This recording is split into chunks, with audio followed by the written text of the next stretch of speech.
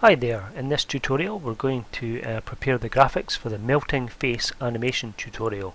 So I've got Photoshop opened up here and I've opened up this picture of me, and this is the image that we're going to use to create the animation. So inside Photoshop we're going to melt the face bit by bit, and then we'll take this file into Adobe Flash and create the animation from the series of pictures.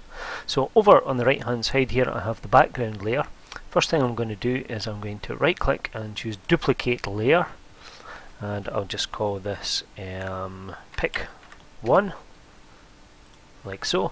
So we're going to actually make changes to this new layer here, pick 1. Now the filter that I'm going to apply is the Liquify Filter, which can be found here. And you'll see that there's a whole bunch of different tools down the left hand side, but the one we're going to use is the top tool here, which is the forward warp tool. And I can change the size of my brush over on the right hand side if I like. I can also use the bracket keys on my keyboard to change the size of the brush. Okay, so with this tool selected, I can click and drag on any part of the image and start melting the face, like so. So we want to drag bits of the face down towards the ground as if I'm starting to melt, like so. But I don't want to do too much in the first image. I'm just going to click OK. There's the changes that have been made. So using the little eye icons here on the layers palette on the right hand side, I can switch the layers on and off so I can see the effect that I've made. Now I'm going to duplicate the pick 1 layer. So right click, choose duplicate layer, and I'll call this pick 2. And then what I'll do is apply the filter again. So go to the filter menu, choose Liquify, and I'll continue doing the same sort of thing over and over again, just gradually melting the face bit by bit, dragging parts of the image down towards the ground, like so. It's looking a bit freaky now.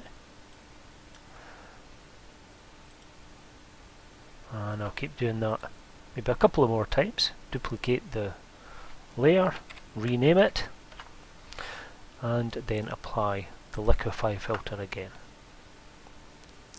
The Liquify filter has a whole bunch of other tools here that you can use, the pucker and bloat tools for example, and it's worth experimenting with them to see exactly what they do. They can be quite a lot of fun. They're great for kind of making kind of weird images.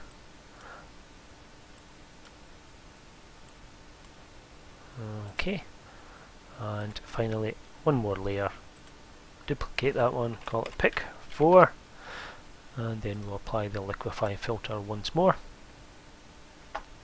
and melt some more of the picture like this, dragging more parts of the image down towards the ground.